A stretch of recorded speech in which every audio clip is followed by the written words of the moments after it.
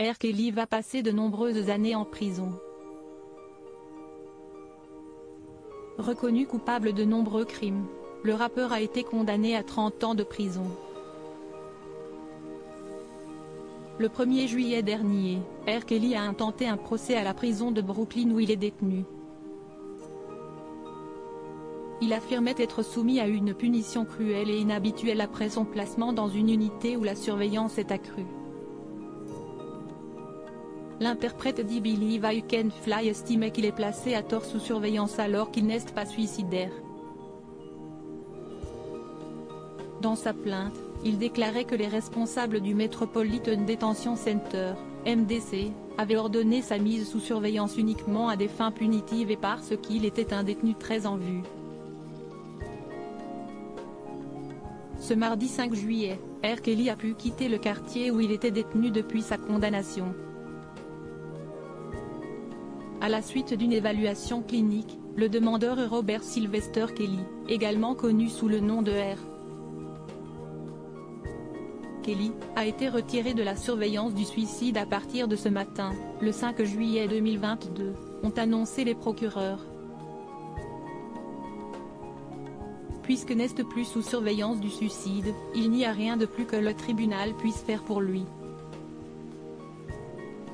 Auprès de People, l'une de ses avocats comparait le pénitencier où il purge sa peine à un goulag. Les détenus sont dépouillés de leurs vêtements et sous-vêtements et vêtus d'une blouse faite d'un matériau semblable aux matériaux que les entreprises de déménagement utilisent pour emballer les meubles. Selon l'avocate de R. Kelly, les détenus dans ces quartiers étaient généralement placés dans une seule cellule sans barrière de lit. R. Kelly bientôt de retour devant un tribunal. Ils ne peuvent ni se doucher ni se raser et n'ont parfois même pas de papier toilette. Les repas ne sont pas fournis avec des ustensiles, obligeant les détenus à manger avec leurs mains. Ils n'ont pas la possibilité de consulter leurs proches ou des personnes qui les soutiennent, écrivait le rappeur et ses conseils dans leur plainte. Ironiquement, les personnes sous surveillance de suicide ne reçoivent même pas de soins psychiatriques. Pour rappel, R. Kelly a été reconnu coupable d'enlèvement, de séquestration, de relations sexuelles avec des mineurs et d'avoir dirigé pendant des années un système d'exploitation sexuelle de jeunes personnes, dont des mineurs.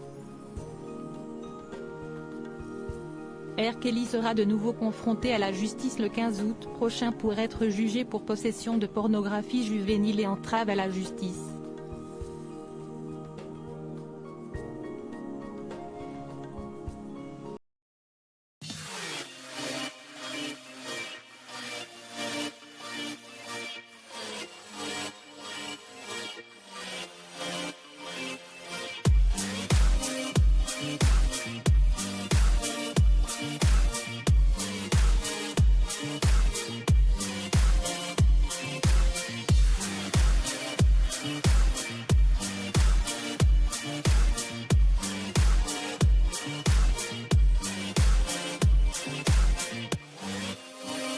Mm-hmm.